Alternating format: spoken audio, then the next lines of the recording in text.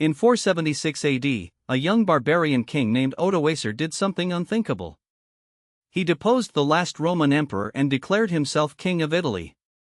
But here's the thing most people get wrong. Rome didn't fall in a single day. It had been dying for over 200 years. The real story begins in the 3rd century, when Rome faced a crisis so severe that the empire nearly collapsed completely. In just 50 years, Rome had over 25 different emperors. Most were assassinated by their own soldiers. The empire was tearing itself apart from within. The economy was in freefall.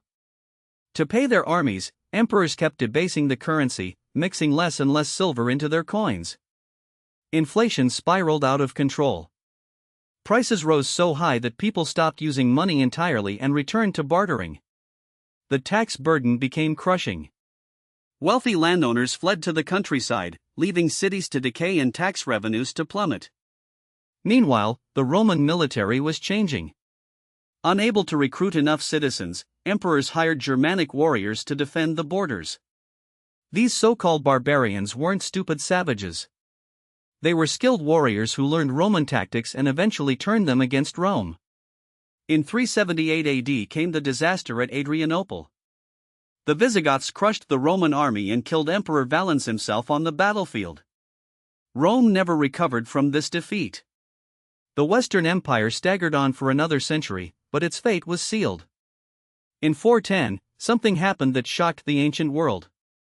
The Visigoths sacked Rome itself. The Eternal City burned for 3 days. Saint Jerome, writing from Bethlehem, captured the horror. The city which had taken the whole world was itself taken.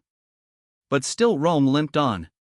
Weak emperors came and went, controlled by powerful generals, most of them Germanic in origin. Finally, in 476, young Romulus Augustulus, the last emperor, was forced to hand over his crown to Odoacer. The irony wasn't lost on anyone. The last emperor shared his name with Rome's legendary founder, Romulus. The circle was complete. But what really killed Rome? Historians still debate this today. Was it the barbarians? The economy? Christianity? Climate change? The truth is, it was all of these things combined. No single cause brought down the greatest empire the world had ever seen. And here's something remarkable: Rome didn't really end. The Eastern Roman Empire, what we call Byzantium, survived for another 1,000 years. The Latin language evolved into Italian, Spanish, French, and Portuguese. Roman law still forms the basis of legal systems worldwide. Roman architecture influenced every capitol building, every courthouse, every monument we build today. Rome never truly died. So what can we learn from Rome's fall? Perhaps that no empire, no matter how powerful, lasts forever. When a society stops investing in its future, when inequality becomes extreme, when citizens lose faith in their institutions, history has a way of repeating itself. The question is, will we learn from Rome's mistakes? If you found this video interesting, subscribe for more history content. And let me know in the comments, what do you think really killed Rome?